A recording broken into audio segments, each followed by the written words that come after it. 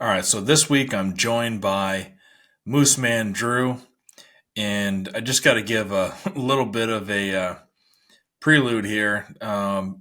This was by far the most controversial episode that I've done so far. MOOSEMAN Drew is somebody who is ruffling some feathers in Maine. Maybe it's not as many people as it seemed by the comments, the emails, and the phone calls that I got. It could just be 10 people, could be less, could be more. I don't really know. But the thing that I do know is that he's a pretty polarizing dude. He's, not from the Northeast. He moved up here from Florida, lived a totally different lifestyle, came from a totally different background, and then got into shed hunting, got obsessed with it. And he's been pretty successful the last couple of years shed hunting, growing his social media pages. But I got lots of phone calls and emails, DMs, messages, just basically cautioning me on having him on the podcast, saying that he's an unethical shed hunter. He breaks unwritten rules. There might have been some accusations that he breaks some laws, but I don't have any evidences of that. So, in the spirit of why I started this podcast, why I started Huntstock, it's to get people to come together. It's to get all hunters to try to get on the same page, to squash beefs, and really just like drop the egos. And you guys will find out. I'm sure a lot of you guys watching this right now, who thinks that Drew is loud and cocky and arrogant or whatever you may think. You might be laughing. Drop the ego, right? Because look, he does have an ego. He's a young kid in his prime, and is really excited about the outlook on life that he has now in a new state with a new passion and a business. Now, I am admittedly somebody who, knows both sides of the coin. I don't come from a great background. I didn't grow up in the same circumstances or the same area that Drew did. But we know similar types of people, and I grew up around similar types of people, and I just tend to, I like to listen to people of all different personalities. I can get along with people of all different personalities. And I ended up getting along with Drew, but we had a difficult conversation. I questioned him on the allegations that he's a spot stealer. People take him into spots, they show him and they trust him with a great shed hunting spot, and then he goes in there without them knowing after that, even the next season or 2 years later, and will go in there before anybody else gets in there and takes all the antlers. Those are the accusations. There are people on both sides of the coin. Some people that think, that's not, that's not a big issue. Like, it's public land. Why not? But then, I happen to be on the other side of that coin where I think that's just common sense. If you want to make friends in the hunting industry and you want to have friends to go out with you and share in these experiences, then you better not, break their trust by going into the spot they showed you, and taking their antlers without letting them know or inviting them or going there with them. Definitely don't bring anybody else into a spot that somebody showed you. And I think Drew admits to some of these things on the podcast, and he says that he's going to make an effort to change those things, and he thinks that it's because he didn't grow up in this tradition. He didn't grow up like we did, knowing these ethics and having those ethics instilled in us by the people who got us into these pastimes. So there is a little bit of a learning curve. I'm going to give him benefit of the doubt. He's been doing it 4 years now, though. So at some point you got to learn it or not, or he's got to make a choice. Do things the ethical way and get a whole bunch of friends and people you can share the experience with, to go out and go shed hunting with, or just disregard that and do it your own way and be the first to every spot. Do the research online and do some online detective work and try to figure out where people are going and get in there before they do. There's two different ways to go about it, but if you choose to go about it in the other way, it's going to be a hard road. You're not going to be making very many friends. You're going to burn some bridges. So really, that's all I wanted to say before we get into this podcast. I felt like it was an obligation for me to interview him. A lot of people asked me not to shed any light on him, but I like to hear people out. So I had him on. I tried to bestow some wisdom, and give him some advice on maybe how to do it the ethical way and the right way. And I hope that it got through to him, and I hope that it makes some changes. And I really hope that, Drew's going to be around in this industry for a long time, and I wish him success. I would like him to do it the right way and, kind of adapt to the ethics and adapt to the new culture that he's living in up in Maine.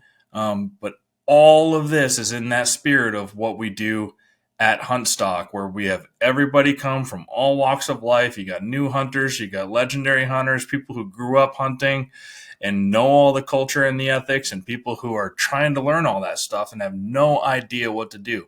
Adult onset hunters. There's a lot of them that come to Huntstock, and it's a cool place to be able to get everybody together, to learn from each other. And that's what I'm trying to do. I hope I don't offend too many people, or didn't offend too many people by having Drew on. I think it's the right thing to do. So without further ado, let's get into this podcast now.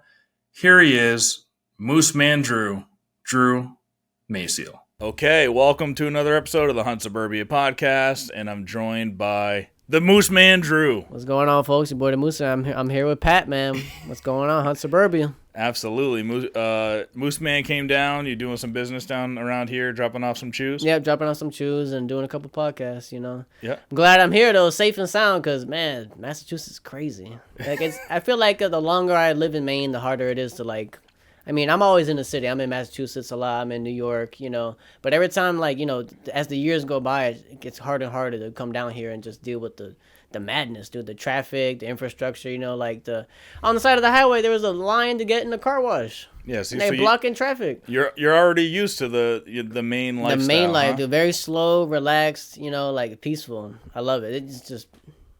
Can't take it for granted, man. It's amazing. Tell the people where you grew up and what life was like where you grew up. What was your childhood like? And let's just give people a little background on who you are. I grew up in South Florida. I was born in Fort Lauderdale, and I grew up in a place called Port St. Lucie. So in the beginning, it was kind of like a small town, but now it's huge. There's tons of people. It's overpopulated for sure. But, I grew up just being outdoors still, but also just playing video games a lot. Grew up a gamer. Yeah. Yep. That was my thing, just playing video games all the time. Stayed in the house, and when I wasn't in the house, I was outside. But, I wasn't outside as much as Maine because everything in Florida is trying to kill you. Yeah. Everything is poisonous. You get bit by anything out there, you got 5 minutes, and then it's over. Yeah. So I've been close to rattlesnakes. I've been close to black widows, so I just don't really, I didn't spend much time in Florida woods because, it's too deadly, dude. It's deadly. It's dangerous. I wouldn't want to be in the Florida woods, man. It's not fun. But, before I was Mooseman, I was Gator Boy. I love alligators, dude. You were wrangling gators, or what were you doing? Yeah, pretty much. Florida and moose wrangler, man. Gator wrangler, man.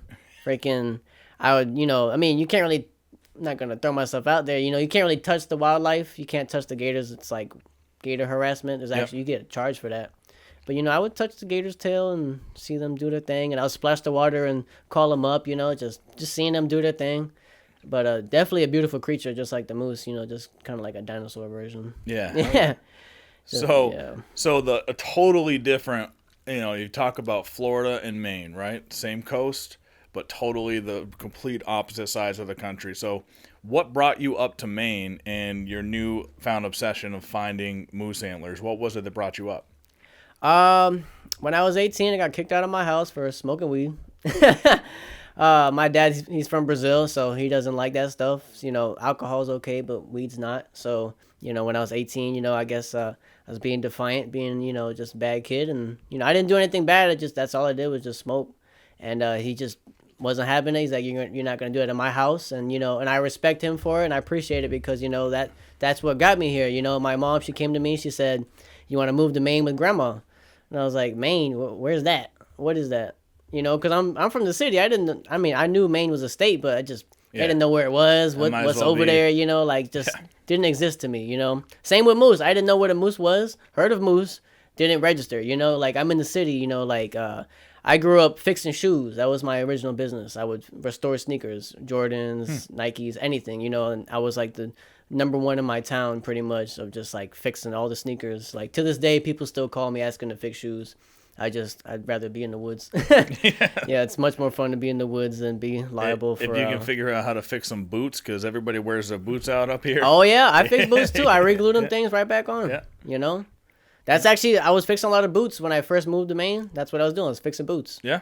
So I don't know. I got over it. My passion was with the woods, and that's it. I have a skill for it. I can't deny it. But it's just not what I like to do. Yep. I don't mind it, but for work, I just fell in love with the antlers, man. Like one day I seen a mount of a moose, just like here you got the deer. I seen a moose one day. My first year moving to Maine, I've been in Maine 6 years now, and my first year, my buddy's dad, he's a Maine guide, and he hunted a big bull. Yep. And I walked in the house and I was like, it's not real. He's like, that's real, bub. I shot it. And I'm like, damn. I'm like, so you tell me that thing is alive and walks around the woods right now?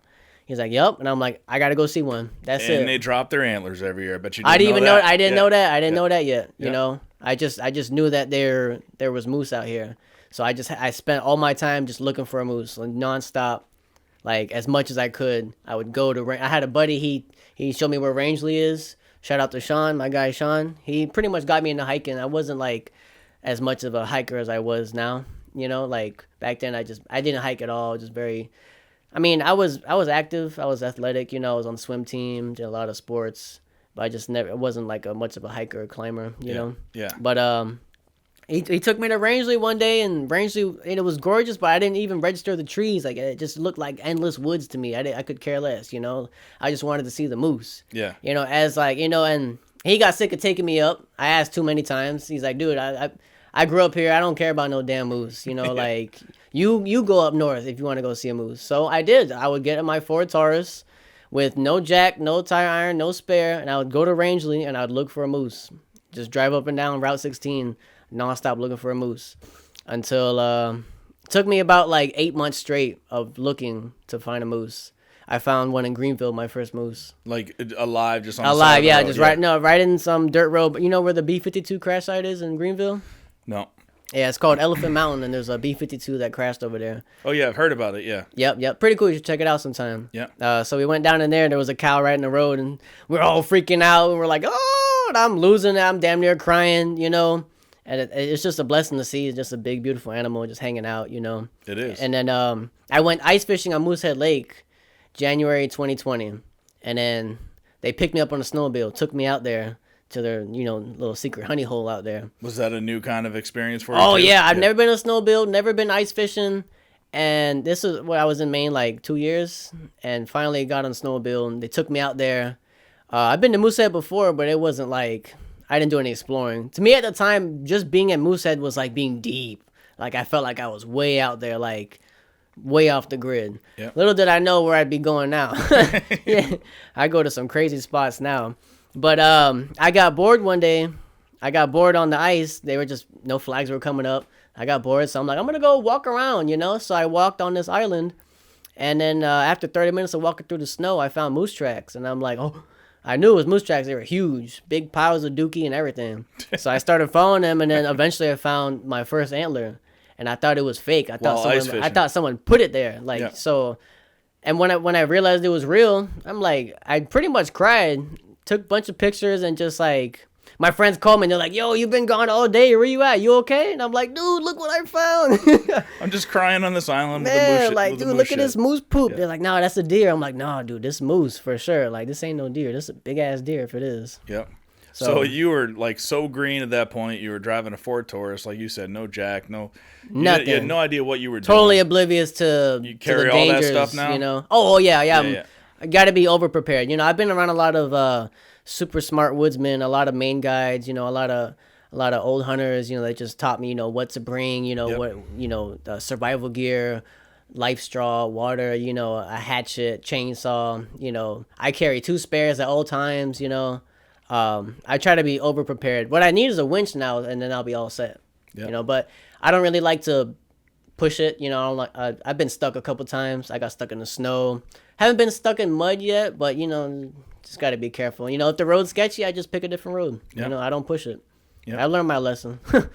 So after living in Maine now for so many years, do you ever see yourself wanting to go back to Florida, or Never. you just like so do you love Maine? I love Maine, dude. It's amazing, and I promote it. You know, I'm not saying everybody should move to Maine, you know, but I mean, if you really want a simpler lifestyle with really good people, Mainers are amazing. Mainers are really, really good people. God bless the Mainers. You know, like where I come from, if you're on the side of the road, you're flipped over, people are gonna drive by and record you. Yep. Like, oh damn, someone help him, you know? Yeah. And then just drive off. Yeah. In Maine, you could be okay. Just pull over on the side. People pull up next to you. Yo, you okay? You need any help? Yep. You all right? You know, Yep. especially like out west, like in Moosehead, Jackman, up north, anywhere like where there's a lot more bushes than city, you know, people are just they know where you're at, you know, they want to make sure you're okay. Yeah. I've seen a lot of, you know, crazy situations of people just helping out, you know, like I've seen a truck flipped over inside of the highway in a rainstorm. Yep. People pulled over trying to flip him back over. I seen a guy fall off the highway, his truck catch on fire, big chubby guy, and he was unconscious, and people pulled him out of the fire and 100%. brought him back up the hill. Yep. That wouldn't happen in Florida. No way.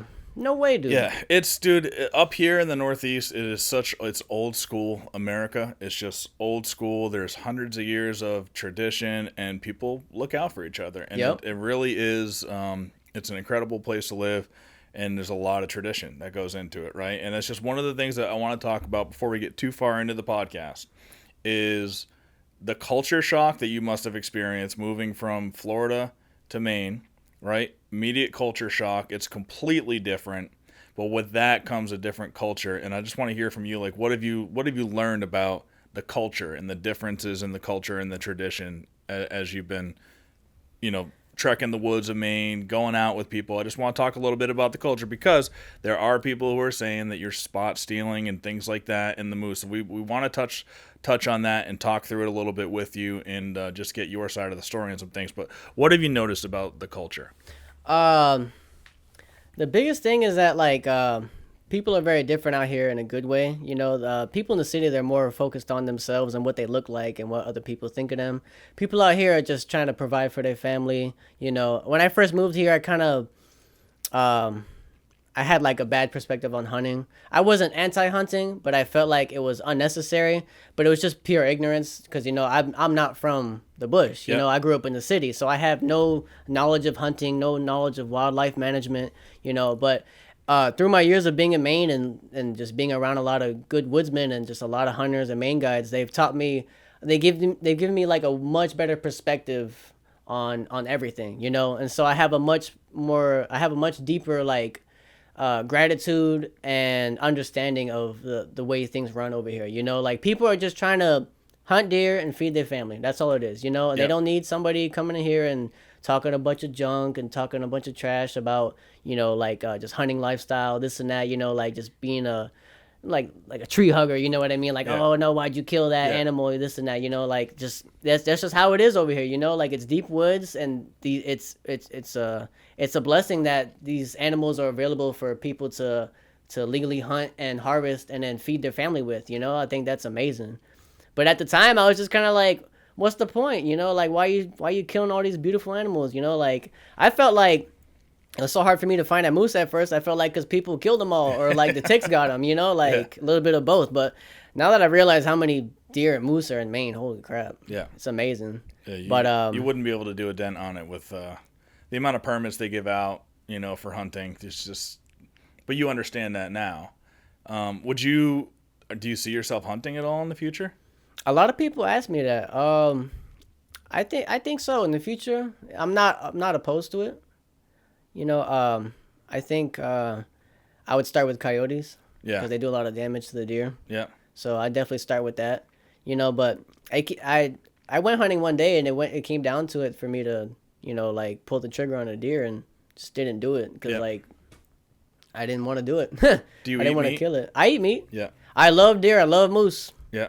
I tried everything but bear pretty much. Oh man, if you love the taste of it and you eat meat, I mean, there's no better way to really like figure out your place in the food chain, in the ecosystem of where you're living, than to insert yourself into it. And yes, dude, it's the first time you shoot and kill an animal. It's a pretty heavy thing, but it will make you appreciate the animal so much more when you do. 100%, I agree. And when you're eating it, you're going to be connected to it. Yep. And I would encourage you to do that and not start with coyote, because you're not going to eat the coyote.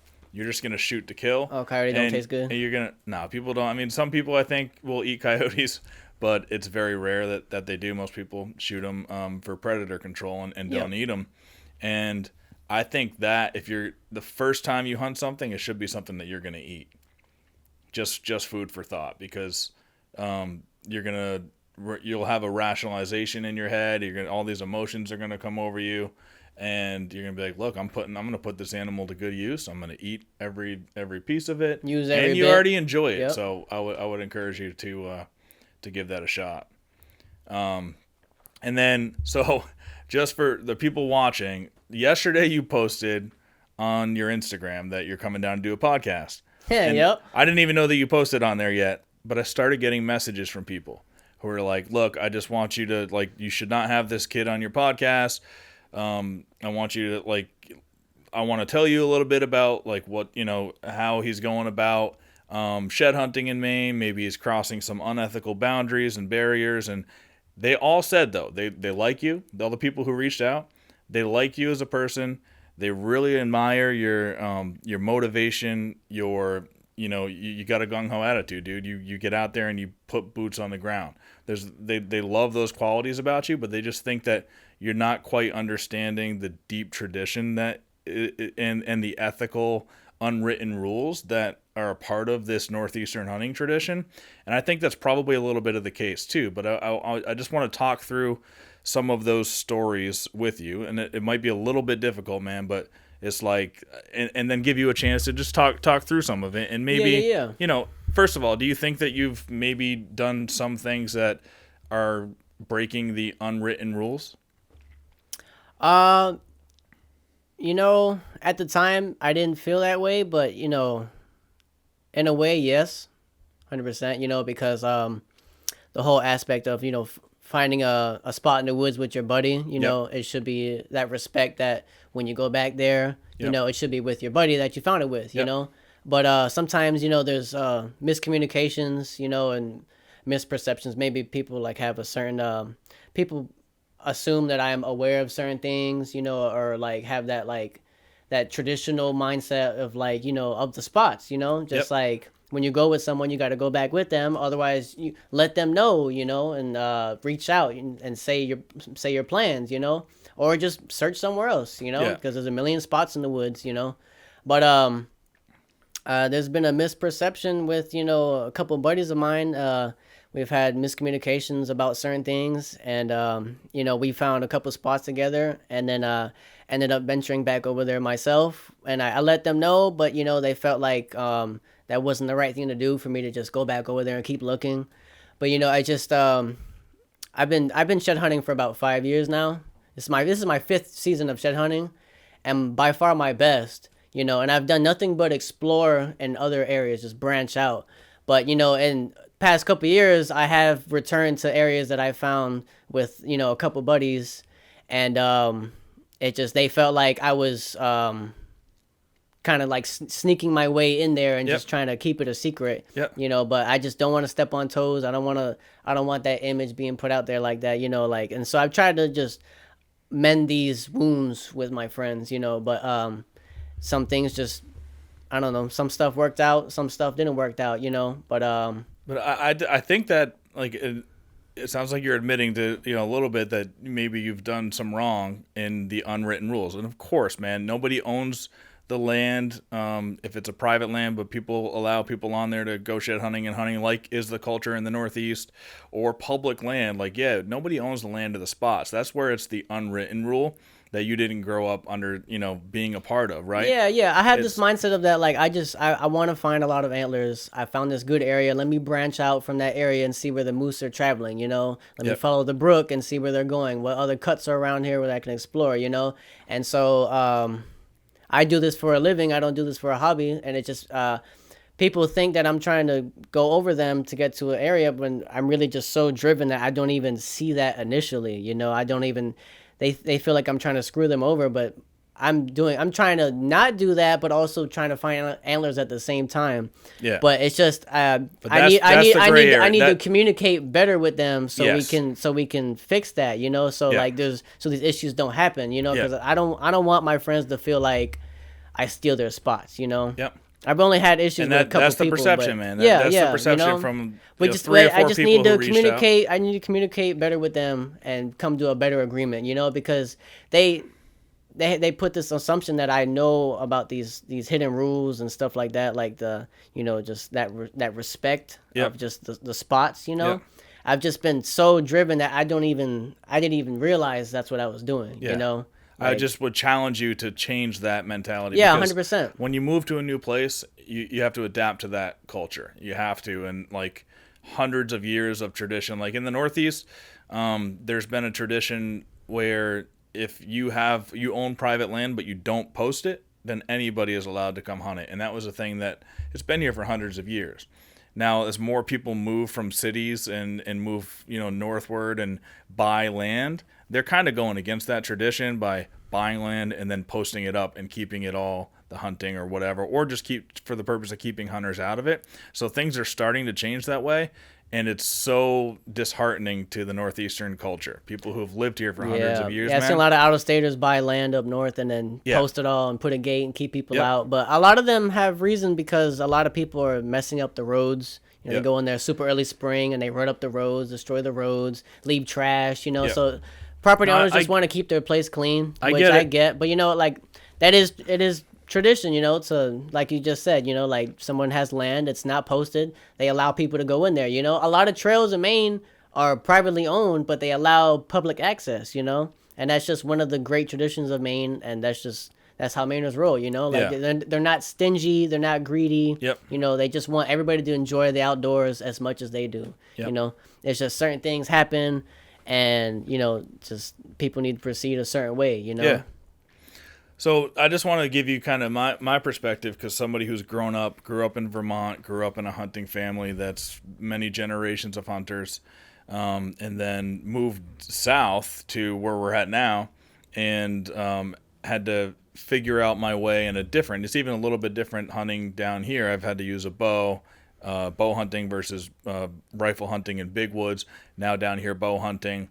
I like shed hunting now. I find deer sheds, and I just want to give you an insight into that deep culture and how we feel about things and the unwritten rules. It's like if I bring a friend into a spot that I've worked my ass off to scout, I found it all on my own, and I've maybe studied these spots for a couple of years, and I know, hey, there's a lot of nice deer in here.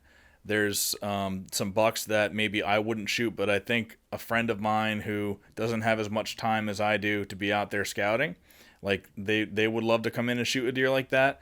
I'm so overjoyed to bring a friend in, a close friend, into a spot like that. And none of those friends would ever think to, after I've shown them the spot, to go in there without me being there. It's just, again, it's unwritten. You didn't learn that, but I'm just hoping that you will learn. Yeah, I see it now for sure. Learn that stuff. Yeah. And then the other thing that's a really like, if a friend that I trusted to bring into a spot went out into that spot without me knowing, it does feel like you're sneaking in there. It does feel, again, it's because those people know the unwritten rule, but it would feel like they're sneaking. And then one of the worst things that person could do is bring somebody else into that spot. So now I showed them the spot, trusted them, and then if they bring somebody else, and I'm not saying that you've done any of that, but just these things happen, dude. It's like you know too, because now you've been out there and you've done a lot of exploring and you found It's your a lot own of work spots. to find some of these If areas. you brought me know? up to one of your spots, dude, like one of your good spots, like would you expect that I wouldn't go back there without you being in there? Would you be pissed if I told somebody else and brought somebody else into Yeah, it? 100%. 100%. Yeah, I see that. Because we found that together, and it's just not right for you to just like not communicate that and just start bringing people over there and just harvesting the area Yeah. as if you found it, you know. But Yeah. I mean, even though it's all public land, it's just that respect thing you have with your friend, you know. Like it's how much do you respect your friend? Exactly. If you're doing stuff like that, you obviously don't respect your friend, you know. Yep. But yeah, I've just tried to fix certain things with just a lot of miscommunications, you know. But I hope that me and the few people can mend this and move on, like peacefully, because Yeah. I'm not about no drama. It's not good. Yeah. I try to keep it cool with everybody, like I don't want anybody to feel like that, and I do have a lot of respect and gratitude towards the people that taught me what I know now. They taught me a lot for sure. Do you want to name any of them? We got Sally Taylor. She taught me a lot. Jim, he taught me how to camp. 100%. I'll give him that for sure. Those are two of the people who reached out, by the way, Yeah. for people watching. Yeah. No, they're good folks. They just want me to realize certain things. Yeah. And I do too, man, because I like your energy. I like when people come in with a new twist on things or a new vibe or persona in something. That's what I'm basically trying to do that with Huntstock.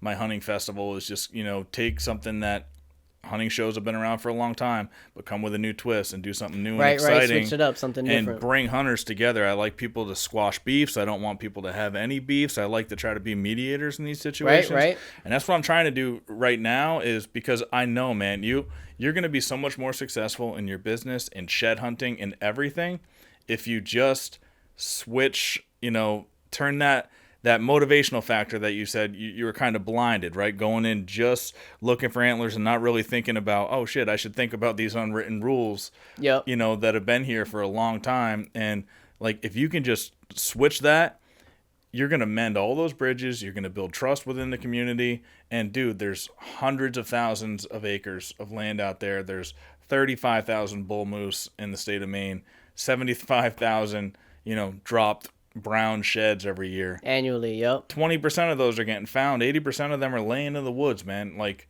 there's so much ground that if you bring somebody in, they're not going to go back in there without you. And if somebody brings you in there should just be that mutual respect. And I would just challenge you to try to do that from now on, Right. 100%. 100%. I agree. You're going to be much more successful, man. And there's going to be no bridges burned, It's tough. That's I the bet last you it's thing I really, need. I don't need any bridges burnt. I appreciate all the bridges I have. Some ties are just meant to be disconnected with certain people. Some stuff just doesn't work out, which is okay. It doesn't mean Yep. you need to be enemies. It's just you want to see them eat, just not at your table. Yep. That's all it is. Yep. We can go our separate ways and do our thing. I wish everybody well. I don't wish ill upon nobody, and that's it. But yeah, for sure. Definitely about the spots. Yeah, I try to be different about that. Yeah, I mean, just like. But any like with Sally Taylor, we've had some miscommunication because I found this area on the map and she's like, no, that's my area, stay out of that, and she's done so much for me that out of respect for her, I stay out of that, I don't even think about it. Without a doubt, I would never be in there ever, Yep. And she's even she took me in there a few times, I did really good, so I found a lot of my antlers this winter because of her, so. Shout out to you, Sally. Yeah. Appreciate it. And dude, that is also like that's part of it too. And that's if she's it's a team effort. It's never just like you by yourself. I've got a lot of It's a team hunting buddies, effort. dude, and I've got buddies that I'll share some of my spots and they'll share some of theirs. But then there's some of their spots that I know, dude, that's your spot. Yeah, you 100%. You love that place. You've honed in on it. I won't go in there. Put a lot of years, a lot of work, a lot of miles in that spot. Yep. Yeah. And if I did, dude, that's it for me, man. That's Right. like I've broken trust. I'm not friends anymore. And then, like, if that starts spreading, there's people in the hunting industry that are known as spot stealers. And then those people, nobody wants to be their friend. Nobody wants to hang out with them. It's like, dude, that's the wrong way to go about it. Yeah, that's not how you do things. So, 100%. Again, you're just 4 or 5, 6 years into this thing, but Yeah, that's one of the things that was brought up. Another one, which is, I think, a little bit different, but still one of those unwritten things. If you're going in to conquer a spot together with a friend, and they're like, all right, what's the game plan, right? I'm going to take this side, you take that side, we'll meet up around the end. Some of this might be an orienteering problem, but I think Sally mentioned, like, she would have her zone, you would have your zone, then all of a sudden, like, what the hell? You're obviously faster than she is. We cross paths. Why is he way ahead of me? Picking up my on the side I'm supposed to be on. Yeah, I've been trying to explain that to her, but she just won't believe me. But I that particular day, I laid out a game plan. Yeah. I said I'm gonna go to the right and loop around and hit the left. Yeah. And she didn't pay attention, and she just assumed I was gonna go to the right and go that way. So in my head, I'm sticking to my plan, and I go to the right, and I loop around, and I'm on the left, Yeah. So, and then we cross paths, and then she gets all mad because she's like, well, I thought you were going to be on the right. Yeah. I'm like, I said I was going to be over here. You didn't hear what I said? And she goes, no, you said this and that. So it was just a simple miscommunication.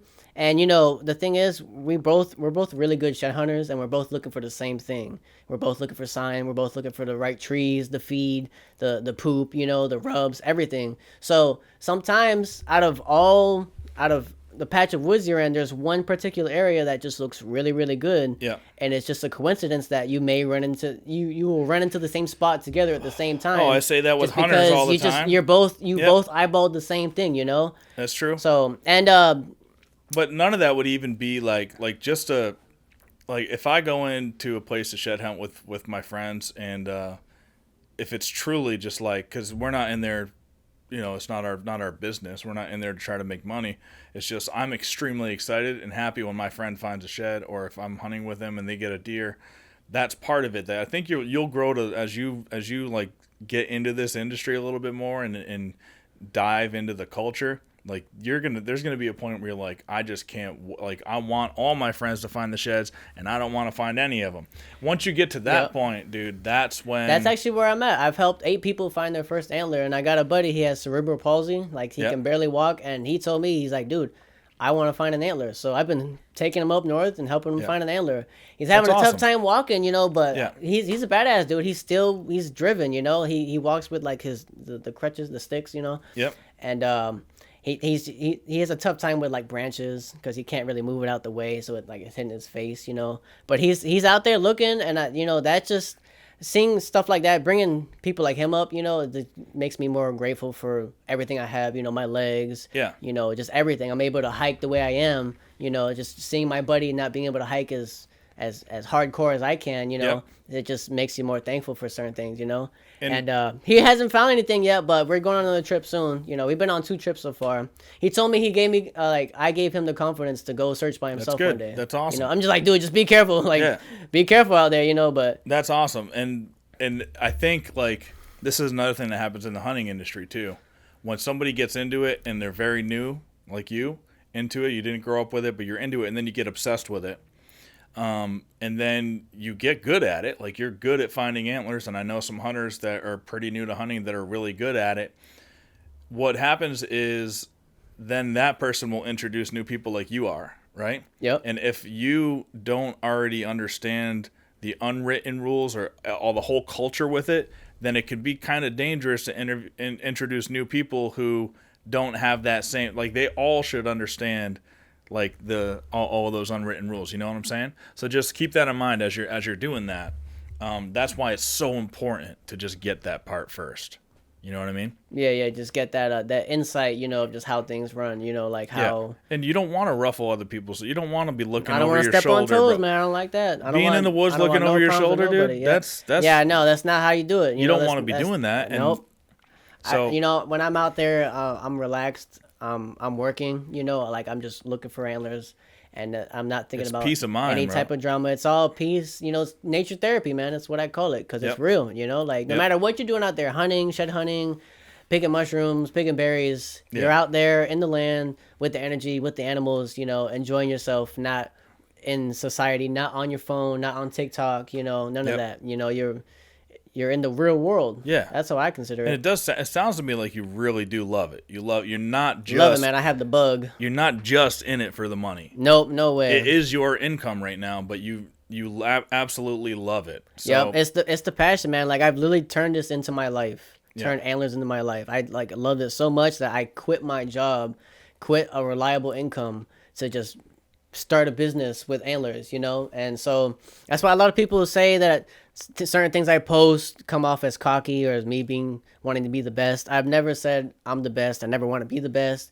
I try to not be cocky or sound cocky, but I'm just really passionate about what I do. Yeah. And I just go hard, you know? I deserve everything I have because I work hard. You know, I'm out there like crazy. Yeah. I've been out there. All my biggest antlers recently I just found have like this one came from the bushes, you know, like everything has grown back already. There's bugs out there. They're in my eyes. They're in my nose. The moose flies, they biting me. They're biting the dog, you know. And it's super hot. It's 80 degrees in the woods where like the thermal coverage is. So like the heat just builds up in there. Yeah. It just tears you apart, man. Like I come back always messed up. My legs all bruised up. My arms all bruised up. I go hard though, you know. Like I don't play. So what about like I totally get it too, man. You've got a swagger about you. You came from the city. It's different. It's a different kind of swagger than what, you know, people up here have, right? So some people may just see that swagger and say, "Hey, this is like this dude's cocky. This dude's whatever." It's a different attitude. But then you know? like what about the post like I saw with the snowmobile picture. I forget what you said, and it was like, "I'm getting all your motherfuckers sheds," and it wasn't like that. But it was like, no. I'm gonna be zooming around I and said beating I said everybody. the competition gonna be real Yeah. upset when they get to the spot and there's nothing left. Yeah. And that was like at like a personal shot at somebody, you know. Right. Like, I try not to post stuff like that anymore. It's really bad for business. But you know, like shed hunting's not a competition. But not gonna lie, this year all my spots have been picked way before I even got there. Yeah. So it's not a competition, but in a way it is because, you know, like certain areas are just really, really good. And I don't do this for vacation. I don't do this for fun. I mean, of course it's fun, you know, don't get me wrong. But, you know, I have to find antlers, you know, like not to the point where I screw people over, but just where I explore as much as possible. And I go back to certain areas that were really, really good in years past and just keep on maybe try to find the match of certain ones or just searching where they're at now because the moose move around, you know, they don't just stick around there. They're looking for like that perfect year cuts, you know, like the right amount of, it's like a certain mix of softwood and hardwood, you know, like that right feed. Yeah. Some areas where it's just like fur, they're in there, but they're not dropping in there. They're not dropping sheds in there. They're where like the food is mixed completely. Like it's all types of feed for them, you know. It's not just fir trees, you know. Yeah. So just last thing before we move on this. So Jim had mentioned that you guys went into a spot together, that you brought him into a spot that you were scouting out. Yeah. You guys both went in there together, and you got to the spot that you were looking at, and there wasn't a lot of sign. And then he pulls up on X, and because he knows a lot more about the moose behavior, this was a couple years ago, I think, right? I'd say it's about three years ago. Yeah. So he knew a lot more, and he was trying to, you know, he's like, "Yo, this place looks good, and this is why, and this is a nice cut in the feed," and he's showing you, and then you guys go over there and you kill it. You found 30 sheds or something. You found 30 sheds in like, was it that day or 2 days or? It was a couple days. But that spot was really, really good for sure. And then he said that you guys had like this mutual, like, you know, let's not go back into this spot unless we're together. And then he said that you went in there without telling him and gobbled up 11 sheds. So do you want to just talk on that one? So there was actually no agreement at all. He didn't tell me anything. And but that's because when I went back in there, it's supposed to be unwritten. Yeah, 100%. I didn't know. Yeah, you know? and maybe that's. But you know. I let him know. I told him like, yo, I'm going back in there. You know, I haven't done anything. The only thing I've done wrong is that he found a giant brown and I wanted to find the other side to it. You know, I wanted to, you know, he didn't want, he's like, he told me I could go back in there. He said I could go back in there. And I said, yo, I'm going to try to find the other side of your brown. He said, do it, dude.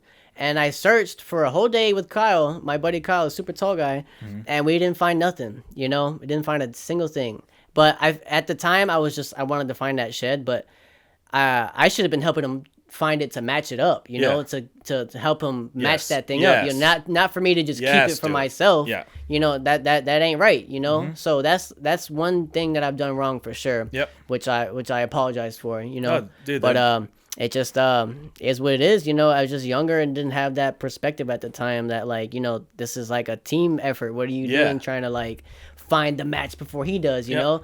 But everything happens for a reason, and Yep. he came the next day, and he came that night, and in the morning he went to go to his vehicle because he couldn't park on the road. The road was all messed up. He had to walk all the way back to his vehicle. On the way back to the camp, this is like 7 a.m., his dog jumped in the woods and found the match to that brown. And it's been there the whole time. Had walked past it. Yeah. So every antler that you find is meant to be yours, 100%. That wasn't my antler to find. That's why I didn't find it. I searched that whole area, did not find it. He just came, didn't even walk in the woods. His dog just walking by on the road, sniffed it out right on the side of the road, Yep. and found it. That was, and I said, like, dude, this is your antler to find. You were meant to find this. This Yeah. is your antler. This is your set. Yep. But Well, dude, he always talks about me being not grateful, but he never really was like, oh, that set's awesome. Glad we found the area. He was just kind of like, yeah, like found this set, and it just show boasted it, and then just It's got probably- mad at me for like it's probably going back 'cause- in there, But Yeah, but it's probably just because you guys got off on the wrong foot. 100%. Again, you got off on a great foot, but then because you're just not used to that culture yet, probably made some mistakes. That I know any seasoned hunter in the Northeast, they would feel the same way that these guys do. And I would feel the same way, I'm not too. trying to beat you up, 100%. man. I Yeah. really, really want you to be super successful, and I really want you to fit in with the culture and everything. It was and it's just- it was a maturity thing for sure at the time, like as Yeah. 3 years gone by, I'm 25 now, I mean, it's just 3 years, but in that 3 years, I've learned a lot and grown a lot, and I've just looked back and reflected on certain things, and I could have handled things differently. I could have responded differently. Yep. And I should have communicated better about certain things.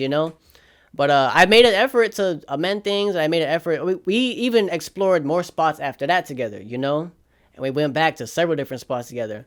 But it just I don't know. I guess he it was bothering him too much, and didn't want to he tried to communicate it to me, let it bother him too much, and kind of he worded it wrong. He said a lot of crazy shit to me, and I don't hold him against that, but I just don't want any part of that type of energy, nothing wrong with feeling a certain way, but he said a lot of, I don't want to put any business out there, I'm not here to trash talk or anything, but just some inappropriate things were said, and I just don't want any involvement with stuff like that, Yeah, I think it's like you said, man. It's just, and it's a traditional thing, but some people just can't accept the fact that I'm from somewhere else, and I do this, and I Yep. do this for a living, I do this for a business. I'm not just like some random tourist, Yeah. I'm really here doing this, and I'm not from here.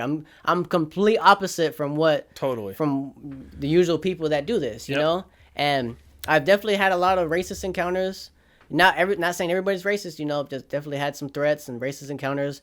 But one thing I do appreciate Jim for is that he stood up for me one day about that. One of his buddies called me the N-word, and he was like, "Yo, that's not cool. I'm not with that." And I've always appreciated him for that, because it's just good to know that that's not how he operates. He doesn't see people as lesser because of the color of your skin. Yeah. He just wants me to realize, like antler ethics, like respect with Yeah. friendship, why would you go in there I don't think, without me? I don't think you need to change who you are by any means, dude, because you've got your own persona. You're bringing something that's cool and fresh, I think, to an industry that doesn't see people like you, dude, out there running a business. Very and different. grow. It's really cool. That's like what that. I strive to be different, I Yep. strive to be unique, Yep. and then I just try to promote the woods, because it changed my life completely. I grew up a completely different person, just like city kid, and the woods has changed my life so much, and I want it to change other people's lives too. Yeah. That's been my goal. A lot of people look up to me as like a hiking guru, as a hiking inspiration. I get tons of fan mail saying that, you inspired me and my buddy to get out there. We found a bunch of antlers. Yeah. You gave me the confidence to do this. For I announced the podcast. I got a bunch of people saying, "Yo, good job. That I love this podcast. Can't wait to see the episode." Yep. So, I just I'm just trying to properly deal with certain bad situations I got going on, and I don't want to be one to just talking down on people, talking about people's business, talking Yeah. trash, I just want to, I'm just trying to find antlers, man. That's it. Yeah. And my advice, again, just don't change who you are, but maybe just think about the ethical stuff a little bit more, learn it a little bit more, and you're not going to burn bridges that way. You're going to be successful. And I like that you're bringing this new energy into this world. I like that a lot. And everybody's going to embrace you if you just change a couple of little things about how, you've operated in the past. And again, it's just because you didn't know, you were maturing, you were younger. Yeah, like I finally got the respect of a lot of hunters back when I did a little podcast with Isaac, and he asked me about like the hunting situations I've had in the past, and I laid it all out, and when people saw that and they heard my new perspective on it, they're like, all right, you're learning, you see it now, it's not just like, oh, why are you killing the animals, what's the point of that, like they see that I actually have that understanding and knowledge of wildlife management, you know. So, and that's been good for me because, like, they're all good people, all good people. They just want me to have a better respect of how things go. Yeah. Which I get that, nothing wrong with that. I'm young, I'm learning, but I learn as I go. And, yeah, think about it like if they move down to Port St. Lucie, right? Or they move down into your hood, and it's like they come from living in the sticks to living in the city, and they got to learn a whole new lifestyle. Whole new lifestyle. And you take them under their wing. wing. That was the biggest thing, man, was just coming here to Maine and just like, I had never seen snow. But imagine you take them under their wing. Hopped out the airport, is 5 feet of snow. And then they learn some shit from you, and then all of a sudden they're like, whatever they start taking all your sneaker clients. Yeah. You know what I'm saying? Like 100%, that. Yep, I get that. That person would not last very long in that area, right? They would be like living a life full of stress because everybody is all of a sudden like, yo, this person's not understanding the way that we do things here. Yep. And that's just it. I don't want to talk about it anymore. I fed it too much. I fed the drama too much. Like how I grew up, I just just was always drama oriented. That's why Sally, like, she loves me, like we're cool, but she's like just too much drama involved with you, like, and I try to. That's always been an issue with me in my past is I just always feed the fire, instead of dealing with it appropriately, I just feed it. Part of where you grew up and part of the age that you grew up in. That's literally just how I grew up, Social like that's media the city for you. The city is very toxic. The city is all about people's business and how you can be better than people, how much more valuable you are than other people. And that's just not how I operate anymore. The woods has changed my whole mindset. And so that's why I'm trying to come out of old habits and old ways of speaking. I try to just really think about things before I say them. That's why I've tried to word everything properly on this podcast so I don't come across as just like a shit talker. I don't want to be like a cocky. No, you're doing really well, man. This is a pretty tough position because it's a lot of. I don't want it to be negative on your business or anything like that. I actually think the way you're going to come across, if you're sincerely saying like, yes, I made some mistakes, but I'm learning now, and I'm if you want to embed yourself into the culture and then move forward with everything water under the bridge, and you change just some of those little things that you didn't know ethics wise, you're going to get a lot more people that are going to be following you. You're going to get a lot more people who are going to embrace it. And I just think you've got a lot of potential, man. Just, and I want you to be a part of the culture. Even the people who called and said, listen, I've got some negative things to say about how he's gone about some things. Even they say, I don't want to trash his character. I think he's a good person. I just think he needs to change a few things. Yep. So onward and upward on that, man. Appreciate that, my guy. Absolutely, bro. So now let's talk about, we got all that stuff out of the way. I'll lay it out. Yeah, laid it all out. Had to just clarify some things, let people know. Yeah. Let's talk about your shed season this year so far because you've crushed it. How many sheds are you up to? Almost 100? 95, man. 95. Just 5 more. 95? Since December. 6 months straight, 500 miles. Just going hard. 500 miles. 500 miles. So do you Did the math a few days ago. It's probably like 510 now. But really 500 miles. Do you actually use the tracker every time you're out? Yeah. Yeah. Yep. On Onyx? Yep. Yep. I use base map. Base maps. All right. Yep. Onyx, I didn't really like how the map looked for some reason. And even there's different layers you can choose. Yep. But I just base map is a lot more simple, user friendly. Even though there's some things that are missing out of it. Just a few things that Onyx has that base map doesn't have. Yep. There's a softwood and hardwood indicator. It shows you what the trees are. I think that's pretty cool. It's able to show you what kind of mix you're in, if it's a swamp or if it's just straight hardwoods. Because a lot of hardwoods is just not good. But yeah, I pretty much 95 sheds. I did really good this winter, late winter, like February. Usually, like you find animals December, January, but as they're buried, we had a really weird season this year. Like the snow came and then melted. Melted early, came right? and melted. Yeah. We had like 3 shed seasons. So most of it I missed. I was in Florida with the family because family time is really important. Like the sheds, they ain't going nowhere. They're in the woods and that's it. Your family. So you're still traveling to Florida too, quite a bit. Oh yeah. I go every year pretty much to see the family. Yeah. So you and your dad and everything, you're all cool. yeah, we're cool. It's We're just- cool. Yeah. He's seen I grew up. He still don't like weed, but he's like, all right, I see it. And he loves the moose stuff. He loves it. Because he was in the Brazilian army, so he's always been like a nature guy. He's spent days out in Amazon rainforest, like just for training purposes. Yeah. Hardcore, just Brazilian military stuff. Yeah. Sounds like some stuff that I go through now, but just 10 times worse because there's poisonous shit out there. Yeah. So I don't want to deal with any of that. Yeah, it's the cold up there that's gonna get you. So my family actually lived out here for a couple years, and my mom is from Massachusetts, my dad's from Brazil, but they lived in Massachusetts together when they were younger, like my age. Oh yeah. And then so they moved up to Maine a couple years ago and couldn't make it work. It's too expensive and the winters were really rough on my folks. So they moved back to Florida. More They had expensive enough. than Florida, huh? Oh yeah, for sure. Maine's expensive. Yeah. Big time. It is. It's the market's going pretty crazy up there. Everything, it's remote, everything has to be shipped there or just delivered and it's really far away and Yep. the taxes are pretty high, so it is what it is, but yeah, the shed season's been amazing, man. I keep finding bigger and bigger antlers. And That's your biggest ever, that's right? the biggest. I scored it 70 inches, And how much did it weigh? 17 pounds. 17-pounder. And my buddy found the first side. And we're just blown away because it was huge. This one has 14 points. The other one has 12 points. Yeah. And it's like all big tines. There's huge big tines. It like just branches out way off to the side. Amazing shed, dude. And we looked all over for the other side. Couldn't find it. I'm looking all over. He's looking all over. Trying to help him match him up. And then he goes on the other side of the road. And then so I go to the truck. I give up. And then he's over there and he's like, oh, I haven't found it yet. And I'm like, damn, man, we got to find that match.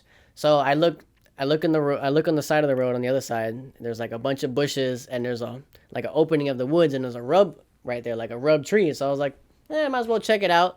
Walked in there, right behind the rub, the other side of the antler laying right down. I knew it was the other side immediately. I just freaked out. I picked it up. And then I'm going back to the road to show him. And he comes out and he's like, dude, I don't know what that thing is. And I'm like, dude, I lift it right up and he's like, oh, dude, he's freaking out. He's going nuts. And he was happy for you and you're happy for him. 100%. Right? It's like, yeah. Yep. And that's what it's about, I was bro. kind of worried about how he's going to feel about me finding the other side. I wanted to know like what he wanted to do, like if he wanted to keep it, if I can keep it. I was cool with whatever. He's such a cool guy that I didn't mind if he wanted to keep it, Like he's a super down to earth guy, super nice guy. His name is Jared. He lives up north, like he's a super nice guy. He's a builder, and it's just he's building his own home right now. So Nice. he lives up there and he's building his house, no mortgage or nothing. Yep. And it's just he's a really really cool dude. Has been done nothing but show love and have good energy the whole time. And he was happy for you to keep it. No jealousy, no envy. Just a really cool guy. And he's like, dude, like this is awesome. You found a really awesome antler, and I found a really awesome antler. That's what Yeah. he said. I'm like, dude, so we got a friendship set. Yeah. So like you're not like, how do you feel? He's like, dude, like I found one, you found one. That's you keep it, I keep it. Yeah. Like I'm not gonna make you hand that over, and I'm not gonna like. Yeah. Expect the same, like it's just what it is, like I'm just happy that we both found a nice antler, and so I love that, he's a super cool dude, and we both have been rewarded this spring. Like just he found an awesome set, I found an awesome set, we hit an area together, like did really really good.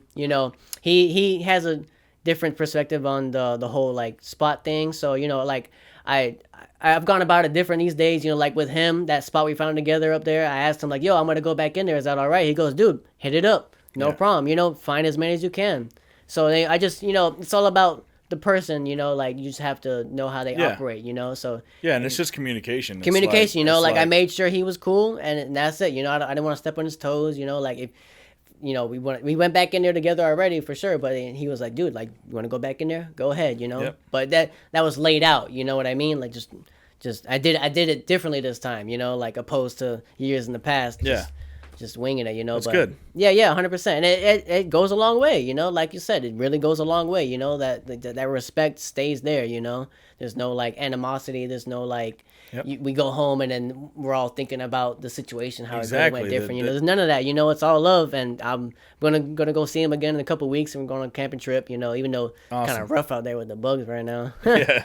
So I like staying in his house a lot better than being out there. You know, I love camping. Don't get me wrong, but the bugs are just killer right now. Like, and I don't want to keep spraying myself with DEET. Who knows what that shit? Nah, is. just let those browns turn to whites, and you'll get them next year. Yeah, So- no. I gotta find them now. No, it's all good. I just want to find 5 more, and then I'll take a break. Just Yeah. 5 more. And Yeah, then, you got to get your 100, and you're not leaving Yeah. with those 2 up there. Yeah. Yeah, no, I just want my 100 and that's it, you know, and I'm gonna post that and give thanks to all the people that helped me out because I couldn't have done it without my friends. I couldn't have done it without Jared, without Sally, without Kyle. You know, like everybody that I went up with this year. You know, all the spots I explored with people.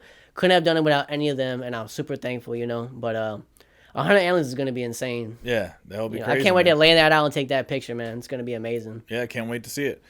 Now, when you're going to explore a new spot, like what's your process? Are you looking at your base maps first and going, "Hey, I've never been over to this mountain." Like what are you looking for in a spot? I'm looking for accessibility. You know, like how much woods access is there? You know, like there's spots that are kind of enclosed with like a big lake.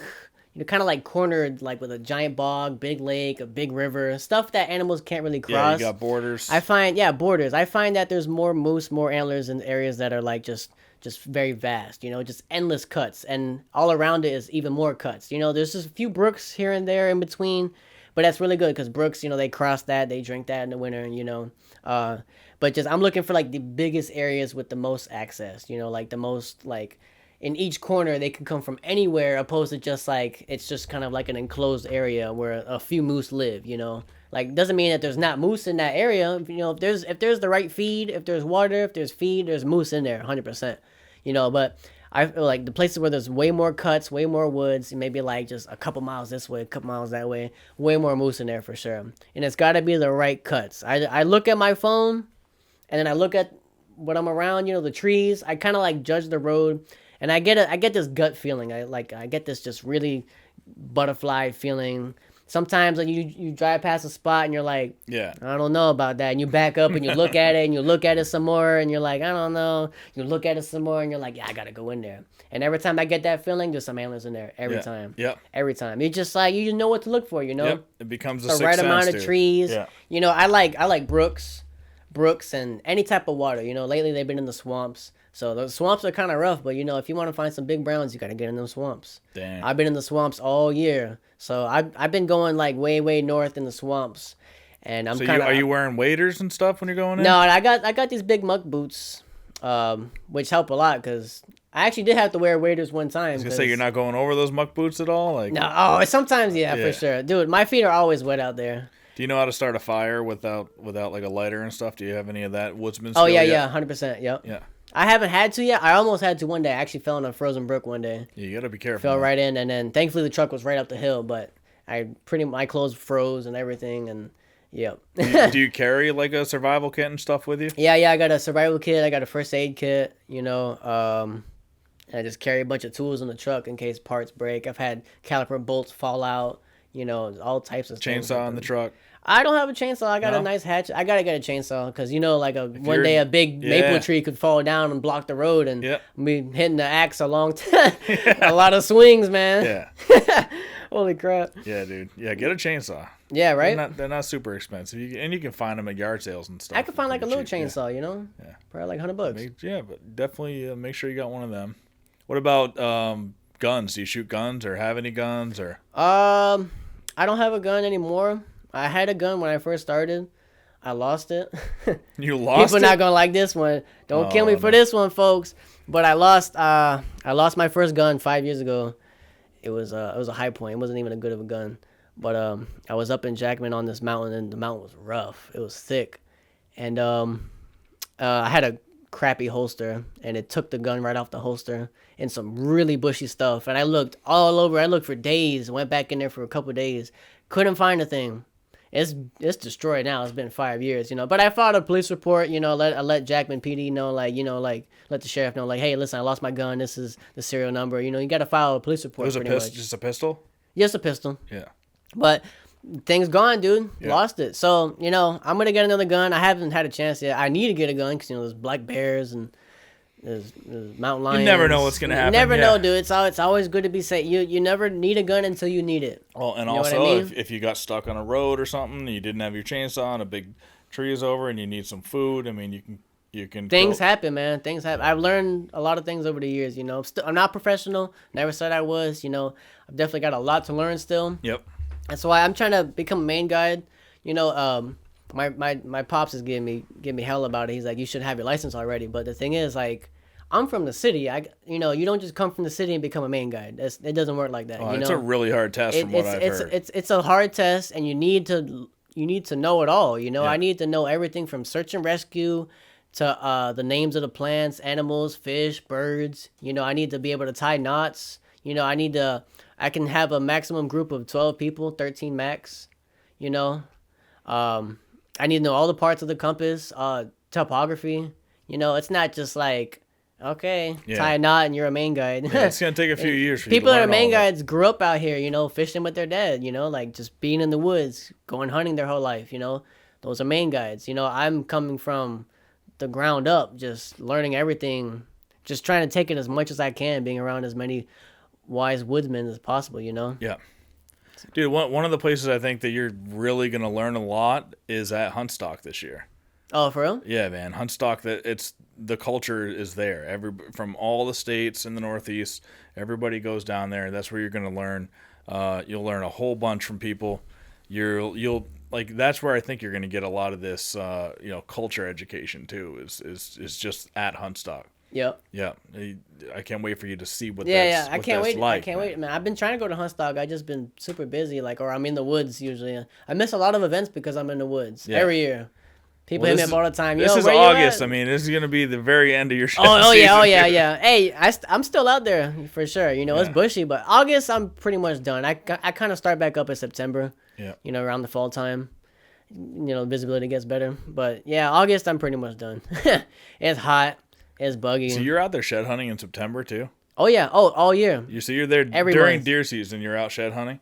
Do you run into hunters while you're doing it? I used to when I was wasn't really aware of where I was, and there would be a truck there. I try to stay out of there. If someone's parked there hunting, obviously gonna stay out of there. I don't want to mess up anybody's hunt. There's bear hunters out there. I don't want to mess up that hunt. I don't want to mess up anybody's hunt because you never know. Some people get pissed off. Yeah. I don't want to piss nobody off. But I definitely ran into a few hunters for sure. Yeah. And one time I said too much. I said, I ran into a group of hunters, and I told them that I found a nice set of antlers up on top of the mountain, and they're like, oh, well, let me see it. I showed them the picture, and they're like, oh, we're actually looking for that bull. Yeah. We're actually chasing that bull. We have pictures of him on camera. They were living fresh up there. ones? Huh? Were they fresh antlers? Oh, yeah. Yeah, so they knew. So they were actually like trying. It was around hunting season. It was around September, October, and they were looking for that bull.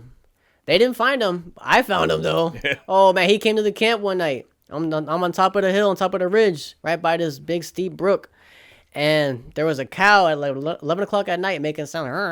And so I'm like, oh crap, it's a moose. So I get out, and I make calls. I'm like, I'm making calls. Look at you learning how to call. Oh yeah. Oh I be out there. I call him in, and then she runs away. She takes off. I'm like, she antisocial. An hour later, I hear these crashes in the woods. It's a hunter's moon too, so it's super bright outside. And I hear a antler sound, like a scrape of antler on some trees. I'm like, the heck was that? And I hear whoa. And I'm like, dude. I tell my buddy, I'm like, dude, that's a bull. So I take the antler that I found that day. I found one side in September, went back a couple weeks later, found the other side, same exact area. I take that antler, I rake the tree. It's dead silent, right? Dead silent. Then out of nowhere, from me to the monitor, this moose, giant bull moose, steps up the hill and just staring right at me, just quiet. And I'm shook. I'm shitting myself. I'm just like, Oh man, and I tell my buddy in the tent, he didn't even see it. I'm like, Kyle. Is this your friend from Florida? So he doesn't. Yeah, really yeah.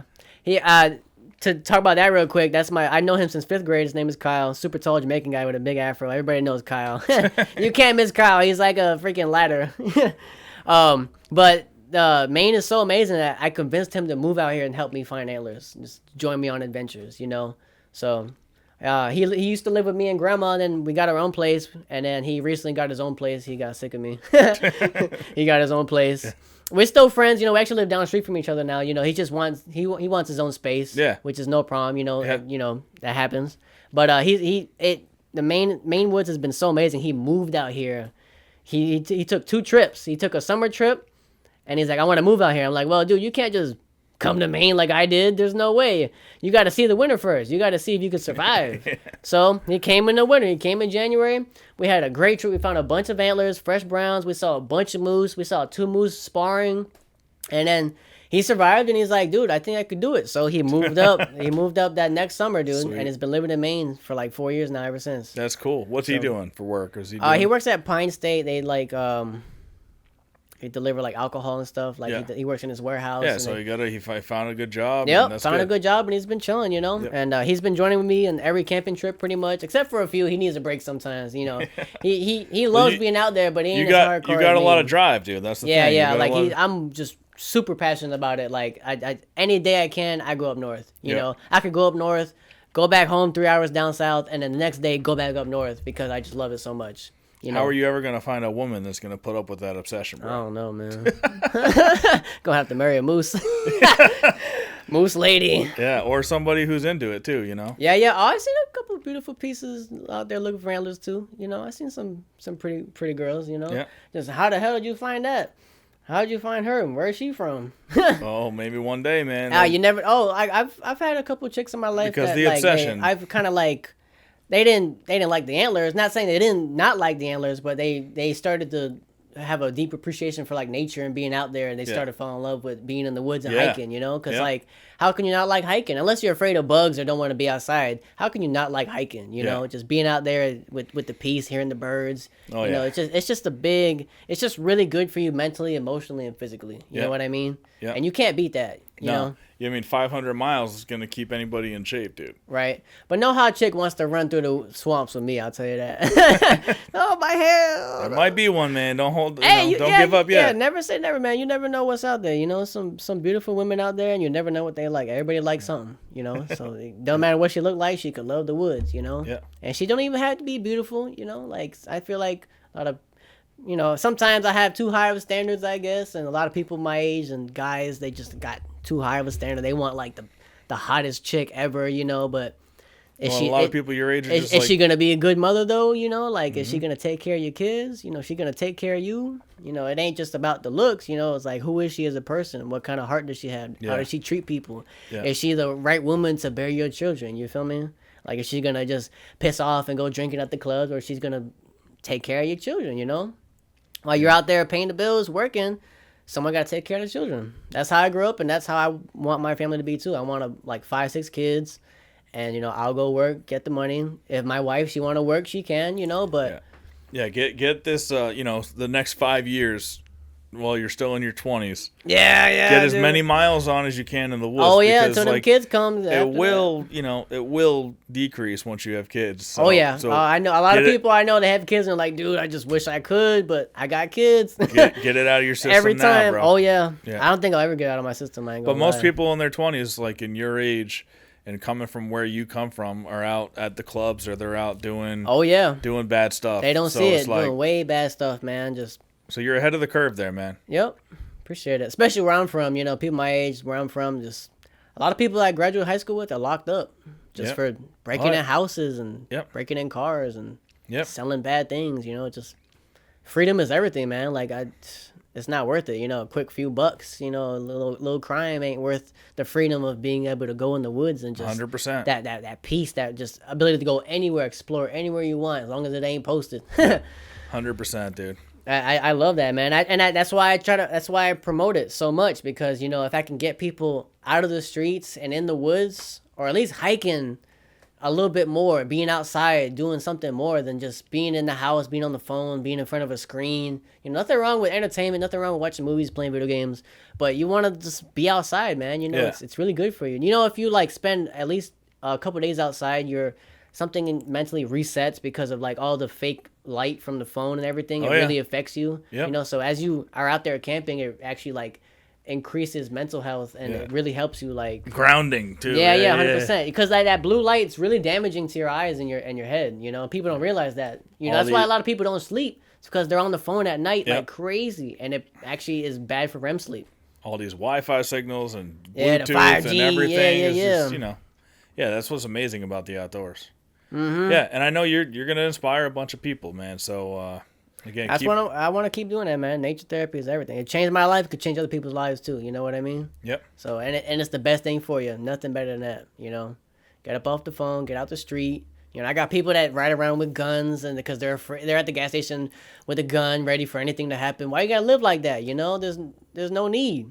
I mean, if you're hunting for bear, yeah, you can have a gun on you, but at the gas station, just hanging out, waiting for someone to come get you. Yeah. What kind of lifestyle you living? You know, no disrespect Terrible to all my life, people full down of south. stress, But that's stressful, man. That's just like, get up out of that. You don't need to be like, the world is so big and beautiful. You don't need to be stuck in that that environment. You know what I mean? Yeah. You just got to put your mind to it and just go, you know? Yeah. I mean, like, what seemed like a punishment at the time turned out to be a blessing because without me being kicked out of my house when I was 18, I'd never be the MOOSEMAN. You know what I mean? Every single thing happens I'd still for a be reason. Gator Boy. Everything happens for a reason. Everything, dude. Even if it seems like it's bad, you know? Like, you're meant to be where you are every day, every moment. You know what I mean? 100%. And that's it. And I think this podcast happened for a reason too, man. 100%. Yep. It's all like weird timing and everything. Not weird. It's there's no coincidences. You know, like this was. It's just so happens that I like was available this weekend. You know, yesterday I was supposed to go to another podcast yesterday. We rescheduled it for today, but I've been so busy. Like I just came back from the woods and I was landscaping for a client that I totally forgot about what I had to do. And so he was able to reschedule, and I was like, let me reach out to you because I remember you hit me up about the podcast. So I was like, screw it, 2 birds, 1 stone, because it's a long drive. But I was like, screw it, man, it's worth it. You know, it's just like going up north, but just coming down south. Yeah, I drive all over the place, man. Like a 4-hour. How far is your drive? 3. 3. Yeah, that's nothing, dude. That ain't nothing. That's once like you're living in the Northeast, a 3-hour drive is like that's like going to Moosehead Lake, man. Yeah, and it's a scenic drive. It's like usually pretty always, nice. man. It's like, oh, man, down here it's crazy though. I ain't gonna lie, the traffic's crazy. we are in a Brazilian. I told you, city. We're gonna go have some Brazilian lunch. You're gonna maybe try to find me that Brazilian drink you're talking about. His first caipirinha ever, man. So for those that don't know, caipirinha is the Brazilian lemonade. That's why people be shaking ass so much because they be drinking that drink.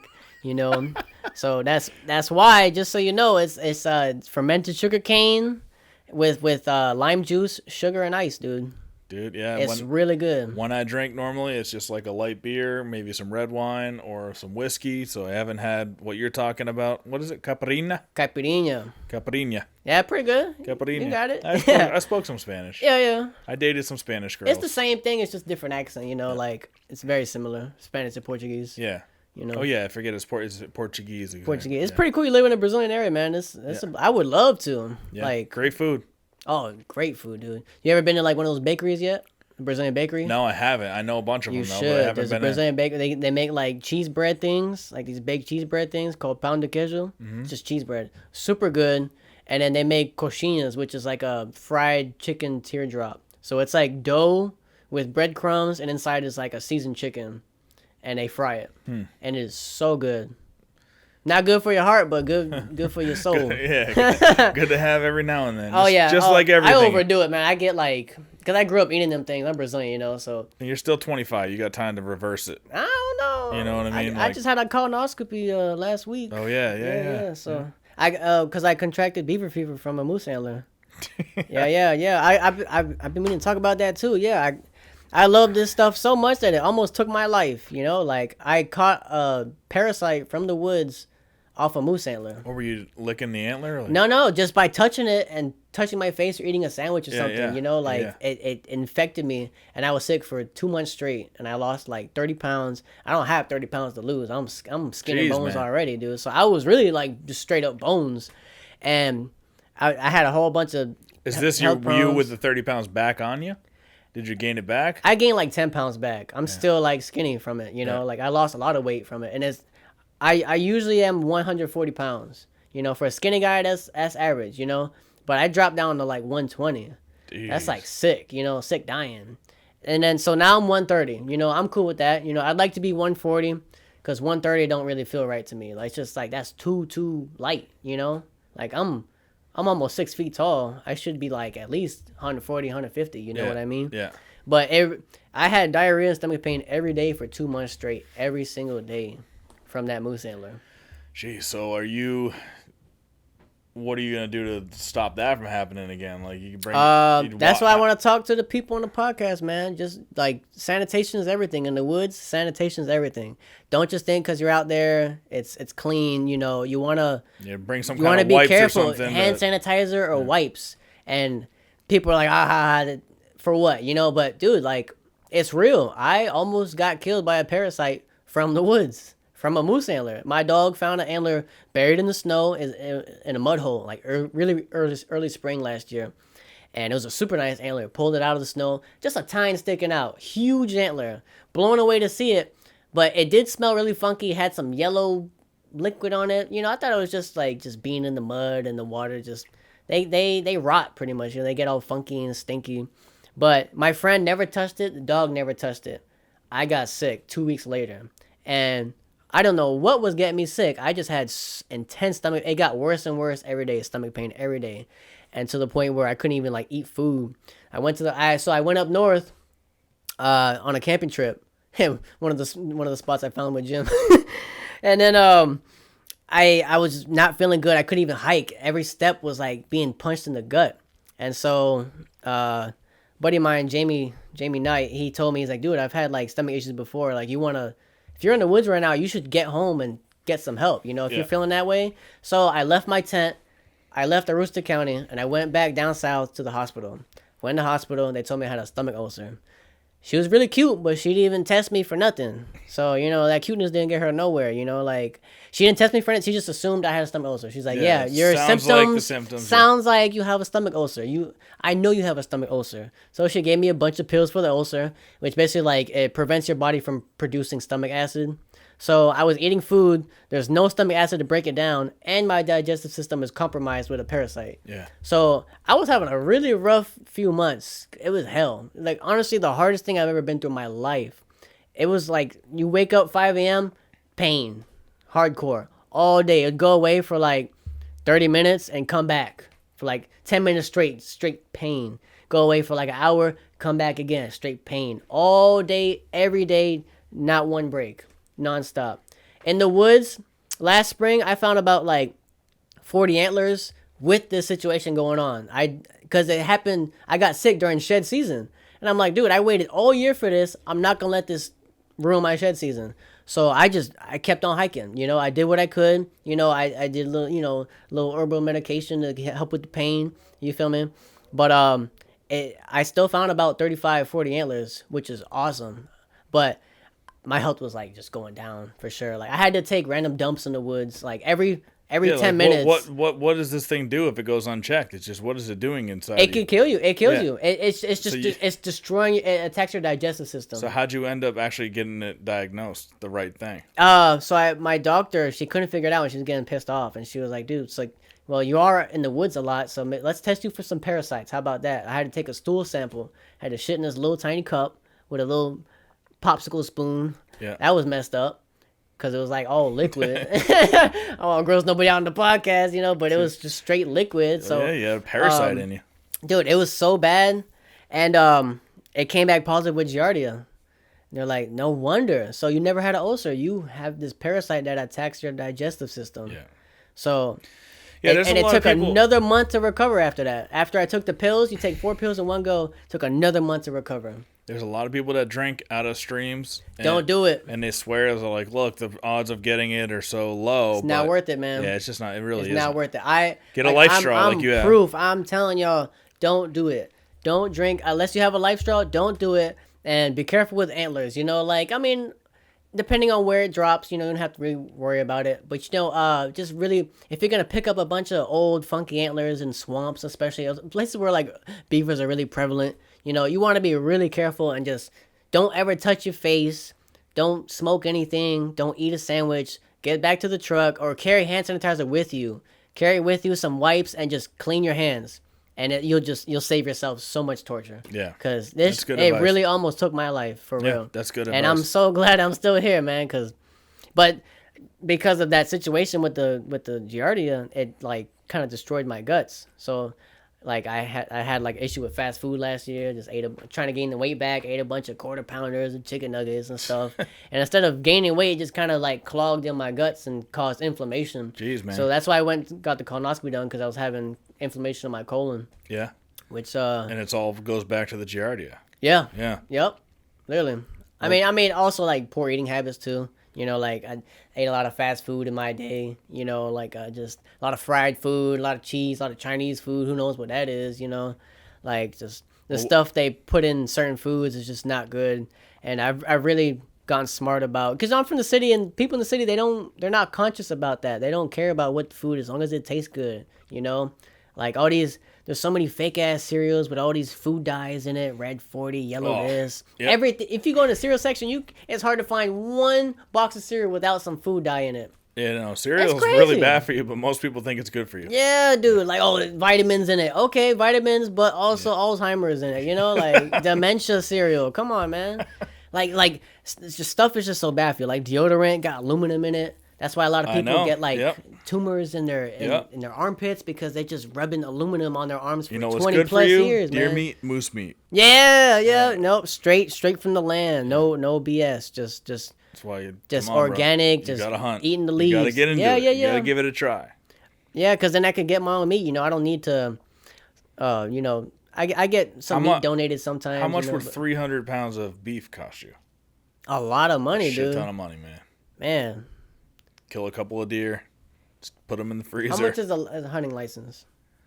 I don't know what it's like. I think it's like $40 or something. It's really not that bad. It's like $40 or $50. But I don't know what it is in Maine. It's different. Like That's what it is. I mean, it's like around like $40 or $50, I think. Yeah. Anywhere. My You can get one brain's deer. also thinking like 80 or something, but But there's big deer. But whatever it is worth it. a You know, 200-pound deer, you're gonna get 100 pounds of meat. That's a lot of meat. that's great. That is a lot of meat. Yeah, and that would cost you a lot of money in the store, Yeah, and dude. it would be worse for you. Yep, way But worse. we're gonna go help you get some weight back on you, because we're gonna go to this Brazilian restaurant Yeah. and put on a couple of pounds. Yep, need that, man. And Almost flew away in the wind the other day. Oh man. but tell everybody where they can find you on social media and your business, and where they can find your business. You can find me at MOOSEMAN Drew on Instagram. You can find my company is called Mooselands. Mooselands shirts coming soon. Wait Jurassic for the shirts. Park Yeah. type I made the logo. logo.